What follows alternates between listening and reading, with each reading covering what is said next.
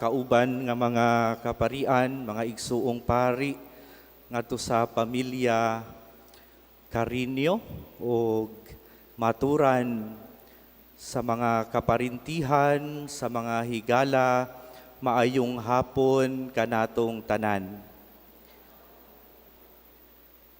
Nalipay unta ko ni adtong niabot si Father Dexter kay gasabot sila ni Mami M nga kung moabot na ning higayuna si Father Dexter ang mumisa.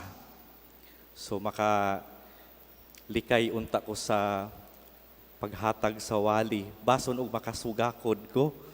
Muntay ako ang gilikayan gyud no ang paghatag og pamalandong para sa pagbiya ni Mami M apan here I am.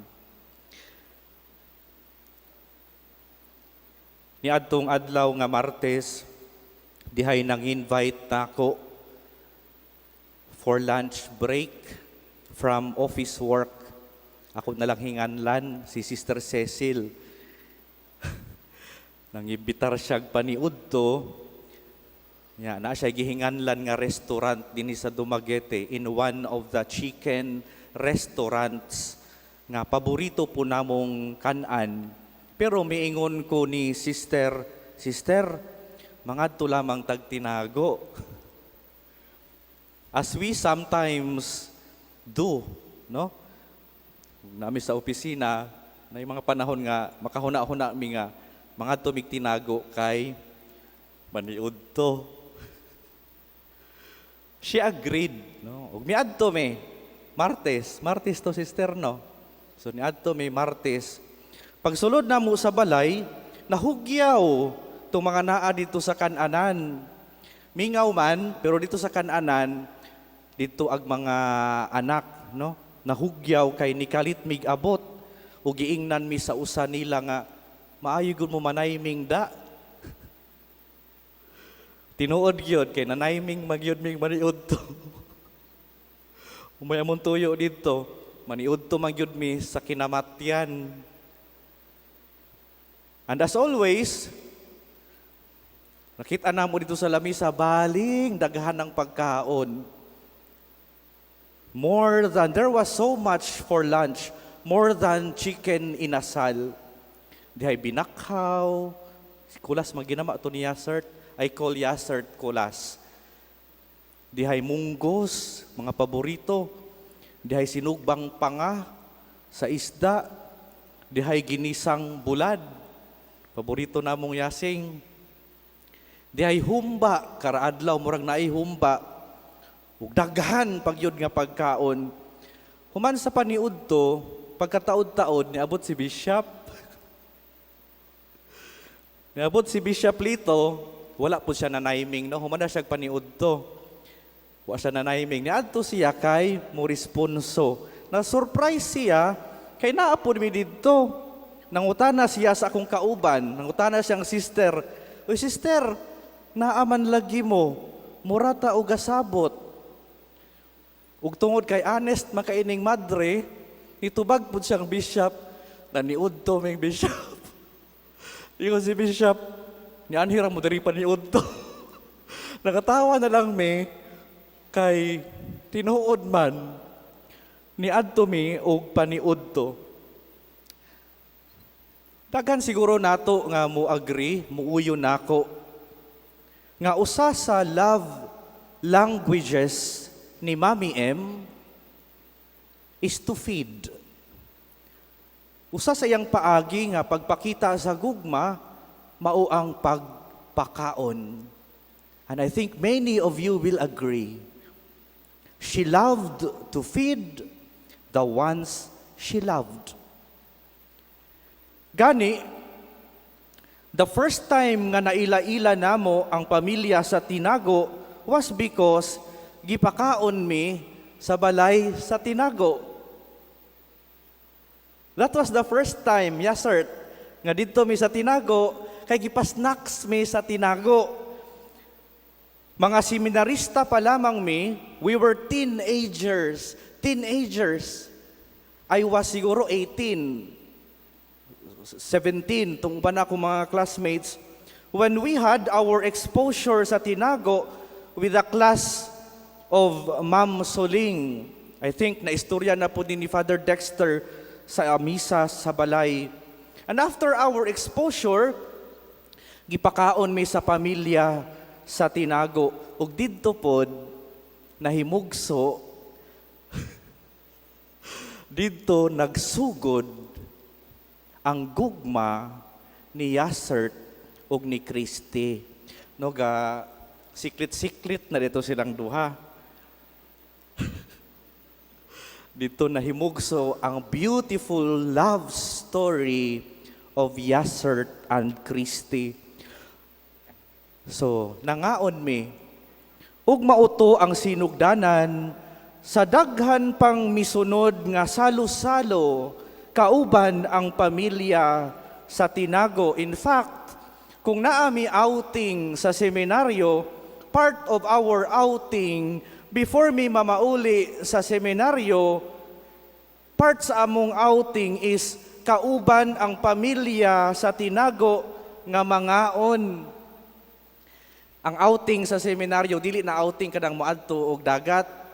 Ang outing namo, it's like half day nga we are allowed to go out to buy our personal needs. And sa dili pa mi mobalik sa seminaryo, mohapit mi kay mangaon. Ya, syempre, Yasert ug si Christy. So we became a family.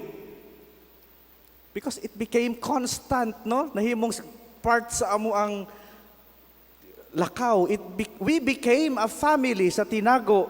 Ang Tinago became our home. And even karon nga napari mi ni Father Dexter, dili gyud masipyat nga walay salo-salo kauban ang pamilya sa Tinago. Bisan asa mi mangaon. Mapabalensya man, mapasibo, nga tutag Cebu, di ba? Nga tutaog Kawasan Falls, mapasikihor, nga di ko kahinumdom nga nangatulog dahil sila sa balay sa lasi, mapadagat, mapatinago, ug bisan asa pa, kauban ang pamilya sa Tinago, mangaon. Mao siguro nga last week, the second day nga namatay si Mami, niadto ko sa Tinago, gibati ko kagutom, niingon ko nga, anong gutomon kung maanhi ko aning balaya? Kalit kong gutomon, makasulod ko sa kusina. And I think because food is the love language of Mami M.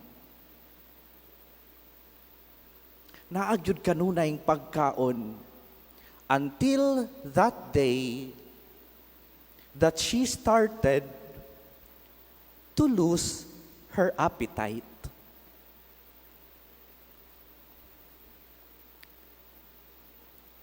Naay mga higayon nga mangaon mi, pero dili na siya mukaon.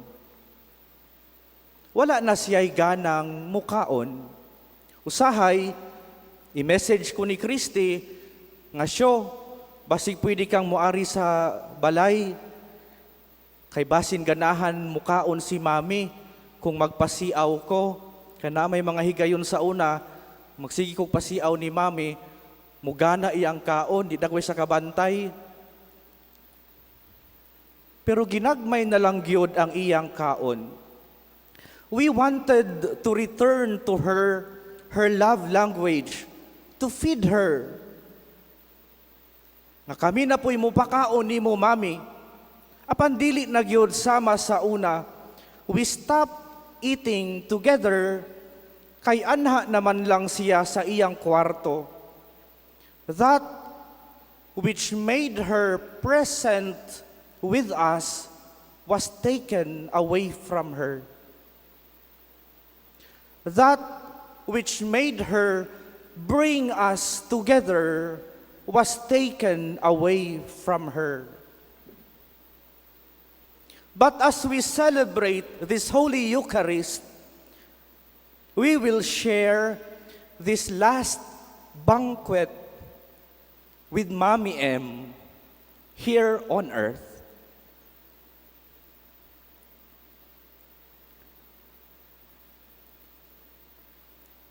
Kining atong gihalad nga santos nga misa, usa ka pagsalo-salo sa lawas ug dugo ni Kristo. This is God's love language for us. Dinhi sa altar gihalad ni Kristo ang iyang lawas ug dugo alang sa atong kaluwasan. Gihalad sa atong Dios Amahan ang iyang bugtong nga anak alang sa atong kaluwasan. And we are sharing this Eucharistic banquet together as we long for that eternal banquet in heaven. Sa Ebanghelyo ni Mateo, ni San Mateo, ang Ebanghelyo nga proper for today, sa kapistahan ni San Pio X, miingon si Jesus ngadto sa iyang mga tinun-an nga ang gingharian sa langit sama sa usa ka hari nga naghikay ug usa ka kumbira sa kasal alang sa iyang anak nga lalaki. Mommy M will be joining that great feast, that eternal banquet in the kingdom of heaven. Alang kanato nga mga nahibilin, alang kanato nga mga buhi pa, padayon usab kita nga magsalo-salo, dili lamang sa pagkaon, apan sa panahon ug sa gugma. Let us continue to show the love language of Mommy M. Labaw sa pagkaon, her love language was really to bring us together. That was her language. The magnet, she was a magnet of bringing us together in joyful fellowship, in friendship and family, in faith. Hinaot nga padayon nga magkahiusa ang tanan nga gihiusa ni Mommy M. Hinaot nga padayon nga maghigugmaay ang tanan nga gihigugma ni Mommy M. Hinaot nga padayon ang tanan nga mutuo sa Dios nga gituuhan ni Mommy M. Mommy M, padayon sa imong panaw, pauli sa gingharian sa langit, ang atong tinuod nga puloy-anan. Didto anaay lawak nga giandam si Jesus alang kanimo, because you are a good and faithful servant. Mommy M, there in heaven, you will forever share in the banquet of the Lord together with Mary, Our Lady of Lourdes, and the saints. Mommy M, there in heaven, you will meet our God, whose only language is love. Nothing but love. Amen.